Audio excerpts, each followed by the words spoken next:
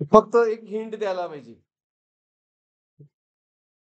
आता प्रोजेक्शन आता दोन वेक्टर आपण ऍज्युम केले. एक वेक्टर आहे late say A, vector A आपण ऍज्युम करूया काय 2i माय प्लस 4j -2 के. आणि दुसरा वेक्टर काय बी ऍज्युम करूया i plus 2j plus alpha. बरोबर. आणि अल्फा फाइंड करायचा आहे. त्यासाठी दिलंय काय projection of A on B 0. Projection of A and on B is 0. Is it clear? आता बघा लक्ष द्या, एक मिनिट ऐका. सपोज हा बी आहे, मी हा ए म्हणतो मी,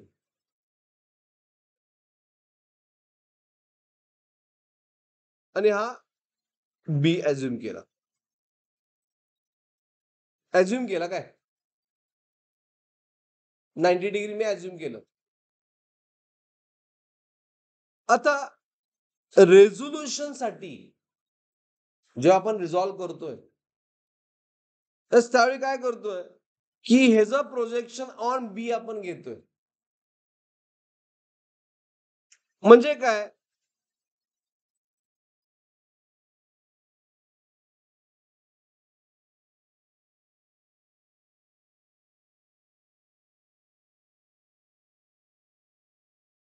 ए फॉरगेट 90,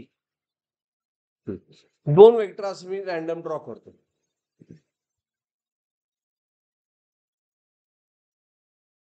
एक ए आणि दुसरा बी. आता बघा if the projection of A on B 0, याचा अर्थ काय ए आपण रिझॉल्व्ह करायचा बी वर. अँगल किती दोघांमधला थीटा. हिची व्हॅल्यू काय ए कॉस थीटा. ओके. कारण आपण ए रिझॉल्व्ह केला म्हणजे ए आपण प्रोजेक्ट केला कशावर बी वर. मग ह्या दोघांचा प्रोडक्ट किती आहे 0. कुठल्या क्वांटिटीचा प्रोडक्ट 0 असतोय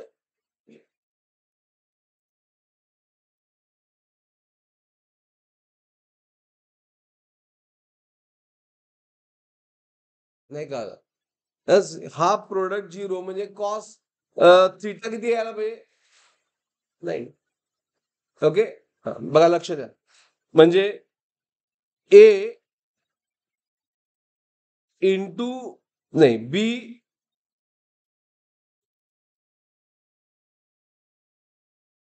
बी इंटू ए कॉस थीटा किती आहे 0. बरोबर आहे. Is it right? ह्याचा अर्थ काय हे गिवन आहे projection of A on B लिहिलं मी. ओके. हे गिवन आहे 0. ह्याचा अर्थ काय थीटा हाऊ मच 90. मग ह्या दोघांमध्ये अँगल किती आहे 90. Is it right? गेटिंग एरिवर? हॉरिझॉन्टल कॉम्पोनंटचा व्हर्टिकल म्हणजे अगोदर मी फिगर 90 केली असतं मला कळलं असतं. ह्या दोघांचा okay the projection of A on B is what how much 0. म्हणजे तो कॉम्पोनंट हे स्व घ्यायची गरज नाही बी स्व घ्यायची गरज नाही. ओके. ए कॉस थीटा काय 0 म्हणजे कॉस थीटा किती आला 90. Is it clear? मग आता यूज काय करणार सांगा. हे तुम्हाला कळालेलं नाही आय नो दॅट. प्रोजेक्शन म्हणजे काय रेझोल्युशन. आता बघा ऐका जर मी असा ए घेतला, काय ह्याचं projection on other axis is a 0. याचा अर्थ काय, ह्याच्यामध्ये आणि ह्या ऍक्सिस मध्ये अँगल किती पाहिजे, नाही. हे झालं projection on other axis. A cos 90. Cos 90 किती असतं, 0. मी 0. Is it clear. त्या लाईनचा अर्थ म्हणजे projection of A on B 0 असेल तर थिटा किती असतोय, 90. दोघांमधला अँगल किती असतोय, नाही. कुठं पण आलाय, कुठं पण घेतलं, नाही. घ्या पहिल्यांदा दोन्ही वेक्टर ए आणि बी घेतला, दोन्ही वेक्टर ए आणि बी घेतला. काय आता असं लिहा, projection of A on B is 0. Projection of A on B is 0. Is 0. हा, that means component of A along B, that is component of A along B is 0. That is A cos theta is how much, 0. त्यामुळे theta किती येणार, नाही. Understood. Line वाचा परत. नाही तुम्ही ते लिहित बसला, ते लिहायच्या अगोदर असं करा नको पाहिजे. काय मी लिहिलं सांगितलं, इज इट क्लिअर. म्हणजे हे कसं यूज करणार आता, 90 आहे ना, म्हणजे ह्या दोघांचा डॉट प्रोडक्ट काय, ए इंटू बी चा डॉट प्रोडक्ट काय, 0.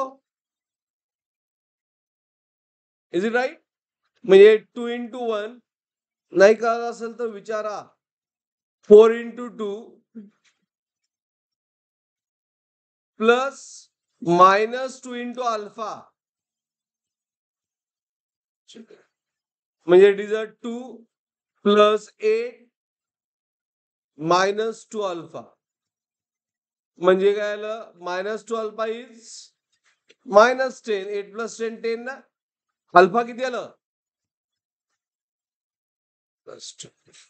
Alpha is +2. बरोबर. Alpha is not 2. -10 divide by -2 how much, 5. Alpha is 5.